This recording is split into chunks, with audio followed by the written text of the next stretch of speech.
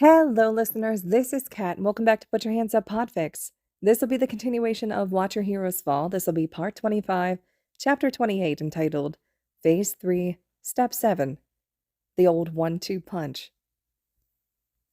Just because Aizawa Shoda was sleeping peacefully in his husband's arms for the first time in 2 months does not mean that he isn't sitting straight up the moment there's a knock on Hizashi's dorm door. Hizashi wakes up too, panicking, and Shoda kisses the crown of his head and shushes his 2 quick breaths. Just one of the kids, Hizashi. Shh, it's all right. I'll be right back. You can stay in bed. Sho, your arm, is it okay? Shoda knows this nightmare. It wasn't their darkest moment, but for some reason Hizashi can't shake it, even years later. That knock is at the door again. Shoda wraps Hizashi in his arms for a hug. My arm's fine, Hizashi. Give me 1 minute. It's Uraraka at the door. Hizashi sinks back to the pillow, sleeping again already. Shoda pulls on a robe, shuffles to the door, and pulls it open. Uraraka never asks for anything. She's a pretty self-reliant kid, so she's waking him up at midnight on a Sunday. It's gotta be for a reason. She looks nervous when Shoda opens the door, and he feels that nausea come back. He swallows it down. Uraraka, everything all right? Uraraka nods. Yeah, everything's fine, just, God, how do I explain this? Just say it, Shoda says. I won't ask questions you have to answer. He's learning, he thinks. This must have been the correct response for Shoda to give, because the tension leaves Uraraka's stance. She nods, rubs her eyes tiredly, and stops standing so much on her toes. Eri, she calls down the hallway. Come here. This is Mr. Aizawa. He's a friend. A tiny girl with white hair and 2 buns and a little horn shuffles towards Uraraka and hides a ways behind her. Isn't he a hero? She whispers to Uraraka. It sounds accusatory, which is a strange way for a girl that little to say it. She glares at Shoda. He blinks between the both of them. Is this your sibling? He asks, but Uraraka's face makes it clear that she isn't. She looks familiar, but not because she looks like Uraraka. Oh. Midoriya, Shoda says. Uraraka nods. She looks relieved. Who's Midoriya? Eri asks. She has to sound out each syllable very carefully, like she might trip on it. Izuku, Uraraka tells Eri. To Shoda, she says. He just portaled in and dropped her off. He said he couldn't find you. I guess he didn't know Mr. Yamada was on dorm duty this weekend. You're Mr. Zawa, Eri says. Then she says it slower. Aizawa. Don't hurt yourself, kid, Shoda says. Whatever you want to call me is fine. Uraraka still looks nervous. Shoda tells her. You're all right, Uraraka. You can head to bed. I'll handle the kid. Uraraka nods. She still looks uncertain. Izuku said she doesn't like yelling, she says. Shoda nods. Uraraka kneels next to Eri. Mr. Aizawa is nice, okay? And if he ever isn't nice, just come get me. Magne said she'd kill people who are mean to me, Eri says. So I'm okay. Uraraka makes a strained face, like she can't decide if she wants to laugh or groan. Okay, wonderful. I'm going to go to bed. Mr. Aizawa, thank you so much. Don't mention it, kid. Good night, Eri. Good night, Mr. Aizawa. Tell Mr. Yamada good night, too, please. Will do. And Uraraka skitters back down the hall, still looking nervous and pressing her hands to her cheeks. Eri stands, trembling but resolute, in the hallway. I'm not scared of you, she says. That's good, Shoda says. He doesn't bother saying he wouldn't hurt a child even if it tried to kill him. It's almost a requirement for teachers in Shoda's opinion. But that doesn't seem like it would help Eri feel any better. Do you want to come in? I don't have a lot of snacks, but I've got some cookies in a drawer somewhere, I think. Eri shuffles her feet in their little pink tennis shoes with the frilly socks. Momo's work, Shoda notices, and good quality, too. He'd give her extra credit if she'd come back to class. She doesn't take a step forward. You're not going to arrest Izuku and my friends, right? She asks. Shoda says, I would really just like for them to come home. It's too late at night for this. Shoda's got nightmares of his own, and lately the flavor has been Todoroki's face getting slammed into wood floors, Midoriya bleeding out in alleyways, Yaoyorozu sold to the highest bidder, Shinsou alone and heartbroken for it. If he could get them to come home, he would do anything, just to see them safe. Eri wrinkles her nose. I hope you never catch them, she says. Heroes are stupid and I don't like them. Her little fists are clenched in her pink dress. She's still trembling. Shota, Hizashi's sleepy voice approaches from behind. Is Uraraka okay? She's fine, Shota says. We've got a visitor. Visitor?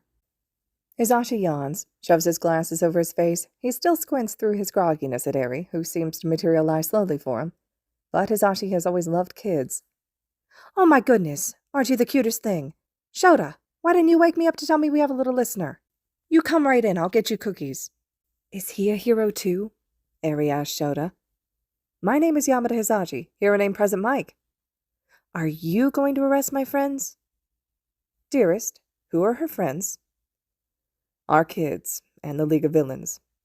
Hisashi blanches, but manages to recover quickly and laughing. Can you keep a secret, little listener? Eri nods slowly, suspiciously. We wouldn't arrest them, even if we caught them. Why? Eri says. Aren't you heroes? We're also teachers, Hisashi says. It's what Shota couldn't find the words for, but Eri is finally stepping towards the door, so he gets out of the way and lets Hisashi do the talking while he shoots a text to Night Eye and sends an email request for emergency hero foster rights for one unaccompanied minor. Shota does not, in fact, slam the door in Night Eye's face this time, but that's because this time he needs to ask Eri questions about her time with the Shiha Saikai, which is something Shota cannot legally stop him from doing. It's only Monday morning. Hisashi is handling morning homeroom so Shota can sit with Eri while Night Eye asks questions.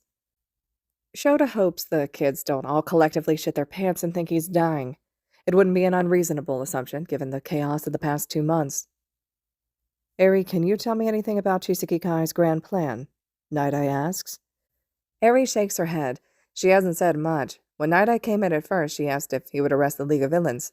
She had said, my friends, and Shota had translated. Night Eye had said he certainly would. They are villains who must pay for their actions. Eri had then said she hated him, and shut her mouth. She hasn't opened it since. Shota's getting an unseemly amusement watching Night Eye try to get answers from a toddler who has expressly said she hates him, and tacitly said she won't answer his questions. Shota thinks her spunk is admirable, given what she must have been through to get so many little scars all over. Eri, this is very important. Please just answer me this one question, Night Eye says slowly. Did Chisaki Kai already complete his quirk-erasing drug? Eri considers this, considers the way Shota's looking at her from the chair next to her, considers the gravity as best as she can understand it at 6 years old. She pulls on Shota's arm and stands on her chair to whisper the answer in his ear. Shota tells Night Eye. She says he didn't finish. He made 6 bullets that can erase a quirk for a while, but not forever. They were still doing the test to make it permanent. This is great news, and it shows on Night Eye's face. Eri stays standing on her chair, gripping Shota's sleeve in both hands. Night Eye sighs, clicks his pen a few times. One last question, Eri. Was Chisaki Kai working with anyone besides Kurono, Irinaka, and the 8 bullets? Eri whispers the answer to Shota again, and Shota relays to Night Eye that no, that was everyone. Nobody else ever came in to visit Eri, and she never heard them mention any other names. Night Eye notes this, closes his notebook around the pen, and says, Thank you, Eri. I appreciate your cooperation despite our difference of opinion. That's one thing Night Eye's doing right, the way Shota sees it, treating Eri like an adult in all ways, not just expecting her to answer questions vital to a large-scale investigation, and then turning around and babying her. Eri seems to understand the gesture, even if the words probably slide right out of her 6-year-old ears in a mess of vocabulary. Night Eye stands, pockets his notebook and pen, makes his way to the door. He nods to Shota, opens the door, and then pauses. He turns back to face Shota and Eri. Eraserhead, where is Eri going to be staying? He asks.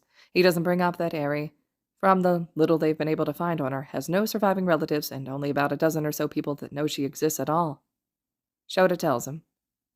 I put in the foster paperwork last night when I found her. Night Eye thinks that Midoriya Izuku dropped Eri off in front of Shota's dorm room door because Shota and Hisashi both thought it best to leave Uraraka out of this. Let her rest easy about this, at least. Night Eye nods like he wants to ask more, but can't decide if he will. He fights with himself for a minute before nodding again, turning to the door and leaving.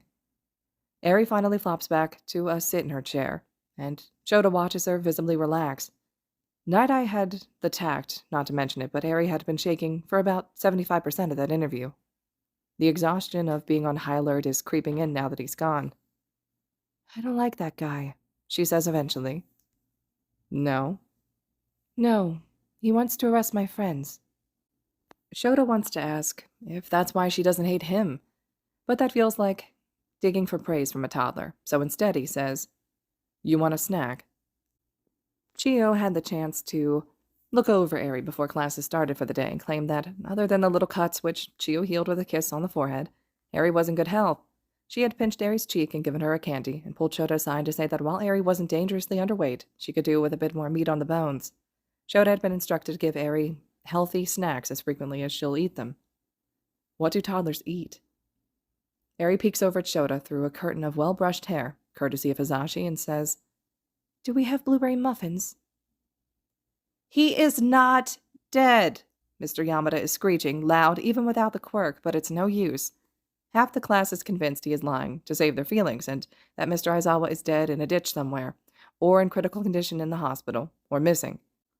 The other half is trying to calm the first half down. "Pixar didn't happen," Mina snaps. Snaps, as in with teeth, like she might start attacking like some kind of wild animal. Hagekure is holding her back with a gloved hand on her shoulder, but doesn't seem especially convinced that Mr. Yamada is telling the truth either.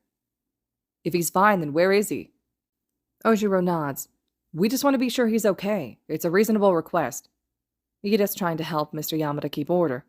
"Everyone please return to your seats. Nothing will get solved if we behave irrationally." "Shut up, Ida," Kaminari barks. "Mr. Yamada, just tell us where he is. Why can't you tell us? Did someone...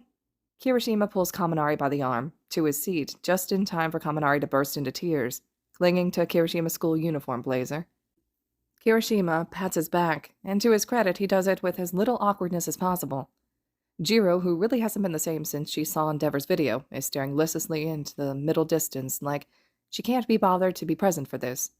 Uraraka and Sue are getting worried by that 1,000-yard stare and are trying to snap her out of it, and Sero is trying to help them. Koda has his hands over her ears in the back of the room, and Aoyama is standing next to him with sympathetic glances, trying to get everyone to calm down.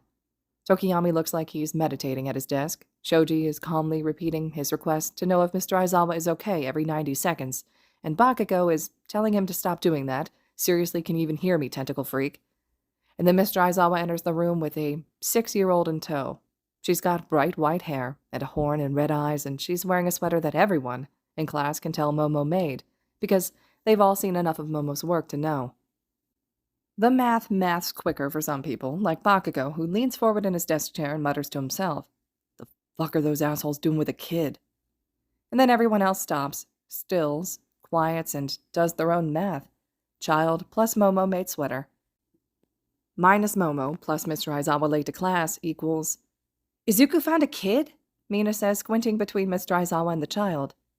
And then the class explodes again, and everyone is asking, "How did she get here?" And "How did Izuku find her?" And "How long is she staying here?" And "Are you adopting her?" And "Can she sit next to me?" The toddler cowers behind Mr. Aizawa. He glares and the room quiets. "This is Eri," Mr. Aizawa says. "I have custody of her for the foreseeable future, and she will be sitting in on classes until I can find a better care situation for her during the school day.